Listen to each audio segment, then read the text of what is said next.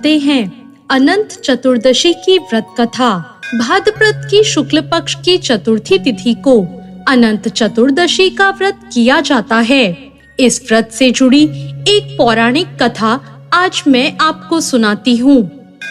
पौराणिक ग्रंथों के अनुसार प्राचीन समय में एक सुमंत नाम के ऋषि हुआ करते थे और उनकी पत्नी का नाम दीक्षा था। कुछ समय के बाद दीक्षा ने एक सुंदर कन्या को जन्म दिया और उसका नाम सुशीला रखा। लेकिन कुछ ही समय के बाद सुशीला के सर से उसकी माँ का साया उठ गया। अब ऋषि को अपनी बच्ची के लालन पालन की चिंता होने लगी, तो उन्होंने दूसरा विवाह करने का निर्णय किया। उनकी दूसरी पत्नी का नाम कर्कशा था। वह अपने नाम की तरह ही स्वभाव से भी कर्कश थी। जैसे तैसे प्रभु की कृपा से सुशीला बड़ी होने लगी और वो दिन आ गया जब ऋषि सुमंत को उसके विवाह की चिंता सताने लगी।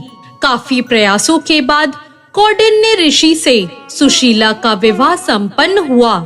लेकिन शादी के बाद भी सुशीला को दरिद्रता का सामना करना पड़ा।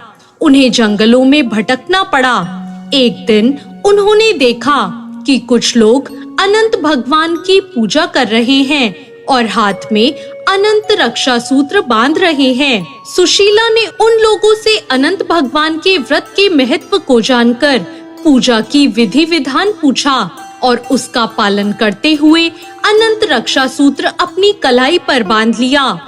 देखते ही देखते उनके दिन फिरने लगे और दिन फिरने के बाद कौंडिन्य ऋषि में अहंकार आ गया कि यह सब उन्होंने अपनी मेहनत से कमाया है। और अगले वर्ष अनंत चतुर्दशी के दिन सुशीला अनंत भगवान का धन्यवाद करने के लिए उनकी पूजा आराधना करके रक्षा सूत्र अपने हाथ पर बांधकर घर लौटती है। तो घर पहुंचकर उसके पति कौंडिन्य ऋषि ने उस अनंत रक्षा सूत्र के बारे में पूछा। सुशीला ने खुशी-खुशी बताया कि अनंत भगवान की आराधना का यह रक्षा सूत्र है और इसके बाद ही हमारे दिन फिर गए हैं। इस पर कौंडिन्य ऋषि ने खुद को अपमानित महसूस किया।